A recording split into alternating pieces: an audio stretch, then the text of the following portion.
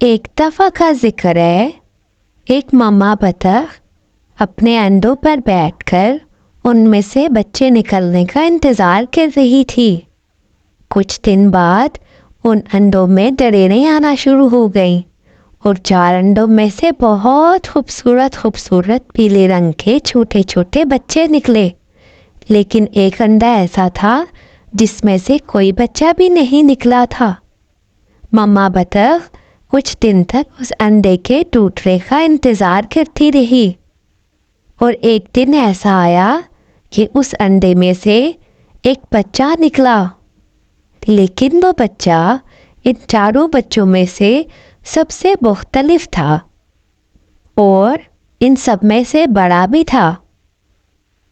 मम्मा बतख और चारों बच्चे उसको देखकर एकदम से बहुत हैरान हो गए। एक दिन चारों बच्चे झील में खेल रहे होते हैं और मम्मा बतख और वो बच्चा जिसका नाम मम्मा ने चिंटू रखा होता है वो उसको देख रहे होते हैं। चिंटू उनको देखकर हमेशा ये सोचता है कि मैं इन जैसा क्यों नहीं दिखता, मैं इनसे मुख्तलिफ क्यों हूँ, मेरा रंग भी ऐसा नहीं है, मैं इन सबसे गंदा दिखता हूँ।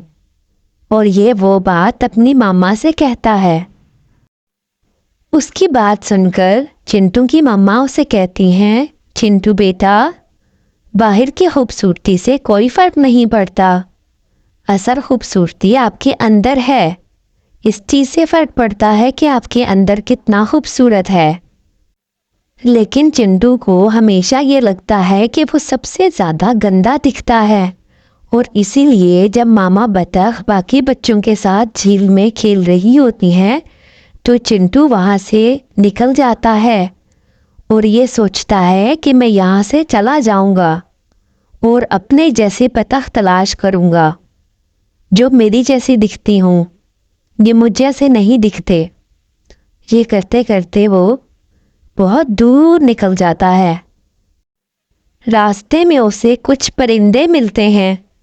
वो उनसे पूछता है, क्या आपने मेरे जैसी कोई बतख देखी है? वो कहती हैं, नहीं, हमने इस रंग की कभी कोई बतख नहीं देखी। यही सवाल फिर वो कुछ मुर्गियों से आकर करता है तो मुर्गियां भी उसको यही जवाब देती हैं कि हमने तुम जैसी कभी बतख नहीं देखी है। और यूं चिंटू हर जगह से मायूस हो जाता है। उसे कहीं से भी अपनी जैसी कोई बतख नहीं मिलती है और ना ही उस बारे में कुछ पता चलता है और यूं वो बहुत परेशान और उदास चलता जाता है।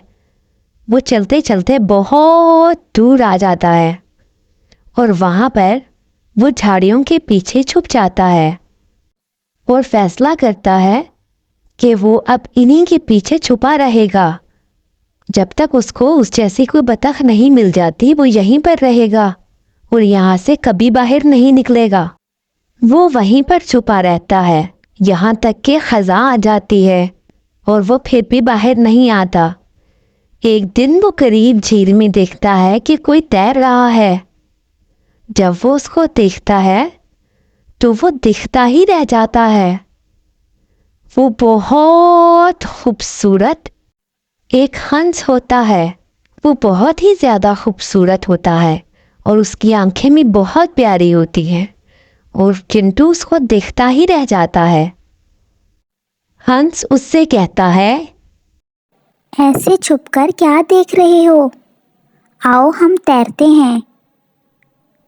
चिंटू उसकी बात सुनकर बहुत ज़्यादा हैरान होता है और उससे पूछता है, तुम्हें मैं गंदा नहीं लगा? तुम मेरे साथ तैरना चाहते हो? उसकी बात सुनकर हंस बोला, नहीं तो क्या हुआ तुम्हारे रंग को? तुम तो बिल्कुल मेरे जैसे दिखते हो। उसकी बात सुनकर चिंटू बहुत हैरान हुआ और जैसे ही उसने अपना उसकी बात सुनकर चिंटू बहुत हैरान हुआ और जैसे ही उसने अपना अक्स पानी में देखा तो वो तो बिल्कुल ही उस जैसा था। उसके बहुत खूबसूरत खूबसूरत सफ़ेद रंग के पर निकल आए थे और लंबी गर्दन थी। वो बहुत खूबसूरत था बिल्कुल दूसरे हंस की तरह। ये देखकर वो बहुत खुश हुआ और हंस के साथ जाकर झील में तैरने लगा। वो बहुत ज़्यादा खुश था और उसके साथ तैर रहा था कि उसने देखा कि 5 बतखें भी उस झील में तैर रही हैं और वो वही मामा बतख और उनके 4 बच्चे थे। हंस उनको देखकर बहुत खुश हुआ और जाकर उनसे कहने लगा कि मामा, मैं वही चिंटू हूँ और देखे मैं कितना प्यारा बन गया हूँ। उसकी मामा भी उसे देखकर बहुत खुश होती है और फिर यूं हंस खुशी खुशी साथ रहने लगते हैं और मम्मा बतख अपने 4 बच्चों को लेकर वहां से चली जाती हैं।